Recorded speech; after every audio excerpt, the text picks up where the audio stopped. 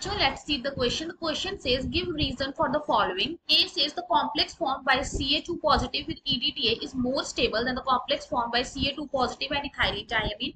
Second is D. In D4 complex, ligands with delta not less than P form high spin complexes. And third is a metal M forms two different compounds O and P with two different ligands. Ligand present in O is Cl negative and in P it is Cn negative. Chlorine and cyanide. The metal M has 4 electrons in d orbital. So we have to complete this table.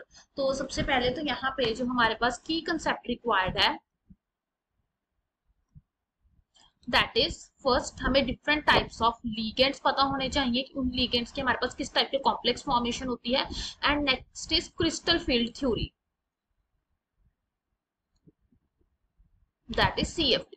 अब हम one by one देखते हैं. सो A option में हमें कह रहे हैं कि जो Ca2 पॉजिटिव है वो EDTA के साथ ज्यादा अच्छा कॉम्प्लेक्स बनाता है. मींस हमारा पास जो EDTA और Ca2 पॉजिटिव का कॉम्प्लेक्स बनेगा दैट इज मोर स्टेबल. सो इसका रीजन क्या है? इसका रीजन ये है कि हमारे पास जो EDTA है ये एक हेक्साडेंटेड लिगेंड है.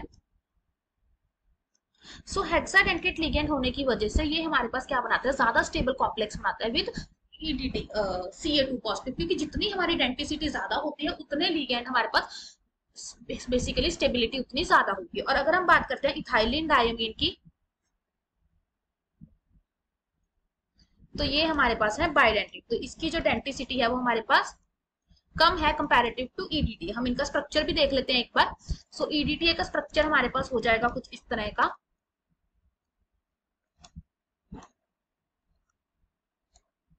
और जो इथाइलिन डायमीन है उसका स्ट्रक्चर हमारे पास हो जाएगा इस तरह से.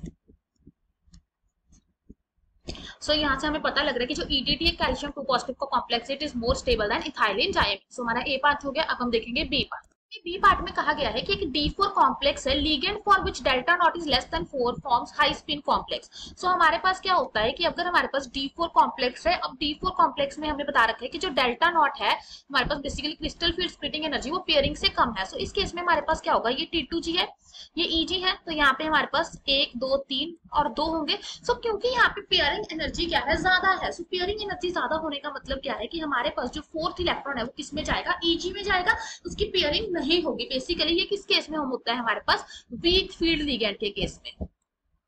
सो दैट मीन्स हमारे पास यहाँ पे जो कॉन्फ़िगरेशन बनेगी that is T2G3 and EG1. और यहाँ पे जो कॉम्प्लेक्स बन रहा है that is a high spin complex.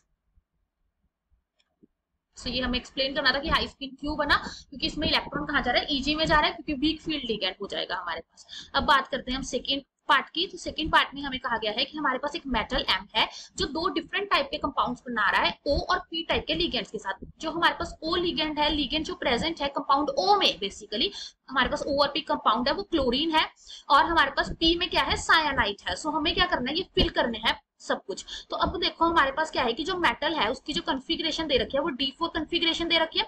अब सबसे पहले हमें बतानी है, एक बार हमारे पास है कंपाउंड O, एक बार है कंपाउंड P.